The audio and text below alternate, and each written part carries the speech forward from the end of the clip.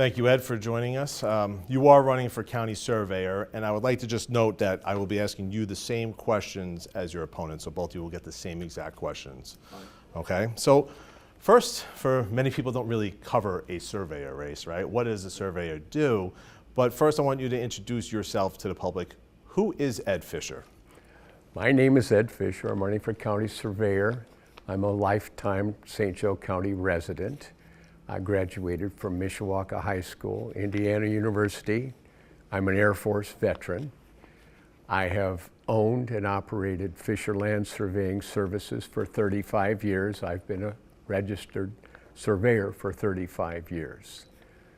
What is the responsibility of a county surveyor, and what type of impact do you have here locally if elected?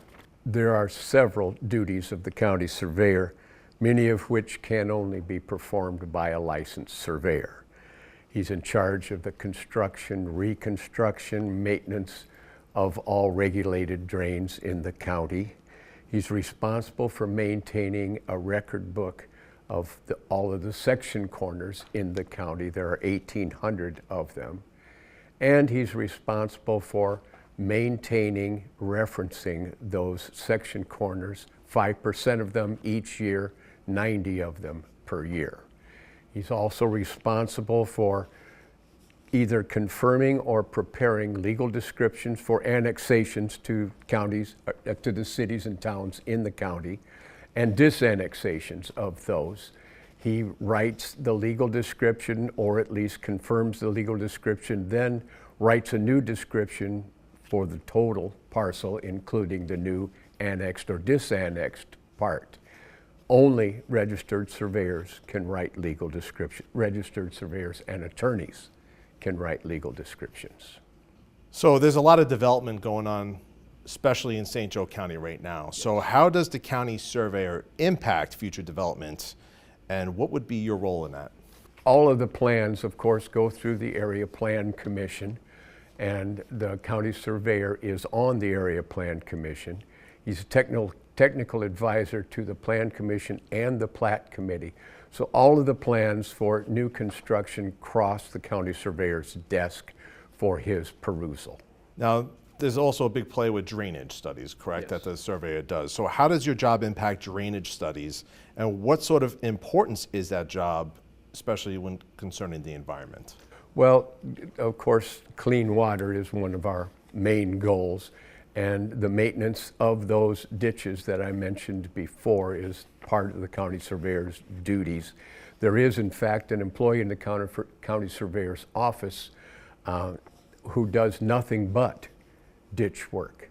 So there is somebody in the office, not the county surveyor, who is in charge of that, although he is in charge of the person who is in charge of it. One of the projects that is developing here is a battery plant, a lithium-ion battery plant. Right. A lot of the concerns from the public is runoff concerns and whatnot. What sort of role do you play when it concern with the drainage and water runoff with that type of work? Well, once again, all those plans come across the county surveyor's desk, not only for his perusal, but for his approval. So all of the drainage calculations are on those plans. I've done drainage calculations in the last 35 years several times. So you have to understand drainage, and you have to understand how to read drainage plans in order to handle that sort of thing and at least understand it. So given your experience, if you were to see something in a plan that might be a red flag, you would be able to halt any construction until that was addressed, or change? Does there have to be some sort of changes put in place? Yes, I would not personally be able to stop it, but I would bring it up to all of the parties involved, and at that time it would stop until the situation was resolved. Most importantly, what qualifies you to be the county surveyor? You said you've had over 30 years of experience, but what qualifies you to take this role on for the county? Well, as I've said, I'm actually a licensed surveyor, and there are several jobs in the office that require a surveyor to do them. The next year's budget for the county surveyor now, who is not a licensed surveyor, is $185,000 for contractual services. Those are services that you have to hire a surveyor to do, and the surveyor has to sign and seal them.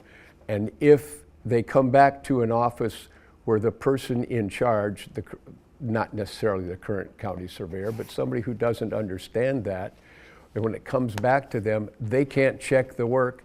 They have to hire another surveyor to check the work that the first surveyor has done. So is the current county surveyor a licensed surveyor No. at this time? He is No, not. he's not. So then there's other expenditures outside, right? Yes. Okay, so if somebody gets elected that is not a licensed surveyor, you have to hire outside work? Yes, you do. Okay. What makes you better qualified than your opponent in this race? Well, I will reiterate that I am a licensed surveyor. That's one of the main qualifications, at least as far as I'm concerned, although not legally, to do the job. If you're not a licensed surveyor, you can only do portions of the job.